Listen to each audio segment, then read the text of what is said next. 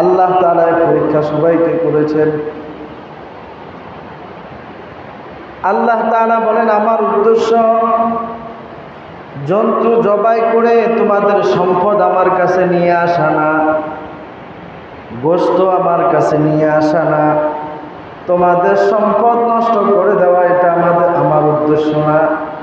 আমার উদ্দেশ্য হলো তোমাদের নিয়ম, কার পরহেজগারি কেমন, কার তাকওয়া কেমন, কার অন্তরের মধ্যে আল্লাহ তাআলার ভালোবাসা কেমন, আল্লাহর প্রতি তার মন কেমন তৈরি হয়েছে, আল্লাহর প্রতি তার প্রেম কেমন আছে, আল্লাহ তাআলার প্রতি তার ভালোবাসা এই মুহূর্তে কেমন, এটা দেখার জন্য আল্লাহ তাআলা আমাদেরকে কোরবানি দিয়েছে, অন্য কোনো উদ্দেশ্য। আল্লাহ রাব্বুল আলামিন বলেন, শুধু তাই নয় বান্দা, আমার উদ্দেশ্য হলো এর মাধ্যমে তোমরা আমার তাকবীর উচ্চারণ করবা। সকল ক্ষেত্রে তাকবীর থাকবে, ঠিক না ঠিক? জন্তু জবাইয়ে তাকবীর থাকবে। যখন তোমরা তোমাদের জন্তুগুলা জবাই করবা, তখন তোমরা আল্লাহর নাম নিয়ে জবাই শুরু করবা। কার নাম নিয়ে? আল্লাহ তাআলা বলেন, আমার উদ্দেশ্য এটা। জন্তু নিয়া যখন জন্তুকে শোয়াইয়া দিবা, তখন বলবা না অমুকের নামে আমি জবাই করতেছি, অমুকের নামে জবাই করতেছি, না না, তোমরা উচ্চারণ তখন একটাই করবা, বিসমিল্লাহি আল্লাহু আকবার। আল্লাহ তোমার বড়ত্বের নাম নিয়ে আমি আমার জন্তু জবাই শুরু করলাম, ঠিক না ঠিক? আল্লাহ তাআলা বলেন, আমার চাওয়া এটা, আমি এটাই চাই। তোমার গোশত আমার কাছে আসবে না, তোমার সম্পদ আমার কাছে আসবে না, তোমার অর্থ আমার কাছে আসবে না, শুধু তোমার অন্তরটা, তোমার তাকওয়াটা, তোমার ভালোবাসাটা, তোমার পরহেজগারিটা একমাত্র আমার কাছে আসবে। কারণ আমি তো তোমাদের এমন ইলাহ, ফাইলাহুকুম ইলাহুন ওয়াহিদুন ফালাহু আসলিমু, আমি তো তোমাদের একমাত্র ইলাহ, আমি ছাড়া তো আর তোমাদের কোনো ইলাহ নাই। আসেনি? আল্লাহ ছাড়া আমাদের আর কোনো ইলাহ আসেনি?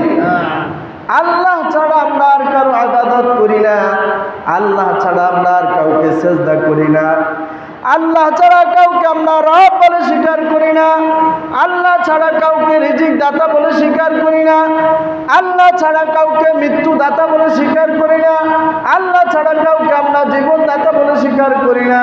আল্লাহ রাব্বুল আলামিন বলেন, তোমার সব একমাত্র আমি। ফাইলাহুকুম ইলাহুন ওয়াহিদুন ফালাহু আসলিমু,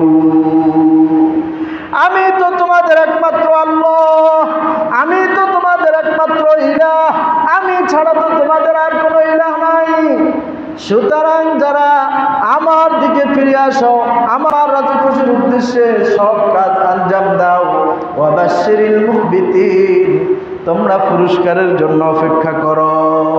সুবহানাল্লাহ, তোমাদের জন্য পুরস্কার অপেক্ষা করতেছে, তোমরা তৈরি হও। আমাদের এই দুনিয়ার জিন্দেগি শেষ হইতে দেরি হবে, আল্লাহ তাআলার পুরস্কার আমাদের পাইতে দেরি হবে না। নেককার বান্দার বিষয় আল্লাহ তাআলা এক আয়াতে বলেন, ইন্নাল্লাযীনা ক্বালু রাব্বুনাল্লাহ, নিশ্চয় যারা দুনিয়াতে স্বীকার করে নেয় রব আমাদের একমাত্র আল্লাহ, ثم استقاموا تتنزل عليهم الملائكة ألا تخافوا ولا تحزنوا وأبشروا بالجنة। আল্লাহ রাব্বুল আলামিন বলেন, যারা আমাকে রব মানিয়া আমার রাজি খুশির উদ্দেশ্যে জীবনের যাবতীয় সব কাজ আঞ্জাম দিয়েছে, ثم استقاموا تتنزل عليهم الملائكة, পুরস্কার তোমার মৃত্যু থেকে শুরু হবে। কখন থেকে বলেন? যখন মৃত্যুর বিছানায় পড়ে যাবে তখন থেকে পুরস্কার শুরু। যে ব্যক্তি ঈমানদার, যে ব্যক্তি মুমিন, যার জীবনের যাবতীয় কাজ একমাত্র আল্লাহর রাজি খুশির উদ্দেশ্যে হয়, ওই ব্যক্তির পুরস্কার কখন থেকে শুরু হবে? সবাই মুখ খুলে বলেন। মৃত্যুর বিছানায় যখন শুয়ে যাবে তখন থেকে। কেমনে? আল্লাহ তাআলা নিজে বলেন তাতানাজ্জালু আলাইহিমুল মালাইকা, জান্নাত থেকে একজন রহমতের ফেরেশতা আসবে, তোমাকে সালাম দিবে, আসসালামু আলাইকুম, ও আল্লাহর বান্দা, আমরা জান্নাত থেকে তোমাকে স্বাগত জানানোর জন্য এসেছি, তোমাকে সান্ত্বনা দেওয়ার জন্য এসেছি। আল্লাহ তাখাফু, ফেরেশতারা বলবেন, ও আল্লাহর বান্দা তুমি ভয় পাইও না, মৃত্যু যদিও ভয়ঙ্কর হয় তবে আল্লাহ তাআলা তোমার উপর রাজি খুশি হওয়ার কারণে তোমার মৃত্যুটা জাহান্নামীর মৃত্যুর চাইতে, মুনাফিকের মৃত্যুর চাইতে আল্লাহ রাব্বুল আলামিন সহজ করে দিবেন। কে বলবে? ফেরেশতারা সান্ত্বনা দিবে। ওয়ালা তাহজানু, কারণ নাই, তুমি তো সাধারণ নগণ্য একটা নিকৃষ্ট দুনিয়া ছেড়ে তুমি তোমার মালিকের দিদারে যাচ্ছ। সুবহানাল্লাহ, কিসের ভয়? তুমি তো তোমার মালিকের কাছে যাচ্ছ, আসল ঠিকানায় যাচ্ছ, তোমার মূল বাড়ির দিকে রওনা করছো ভয় পেয়ে।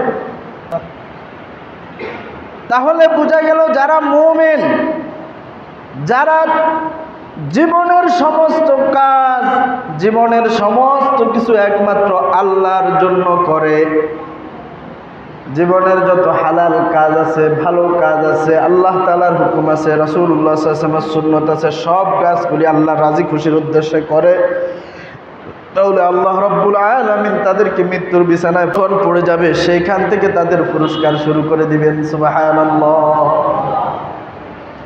এর জন্য আমরা কোরবানি করব কার নামে?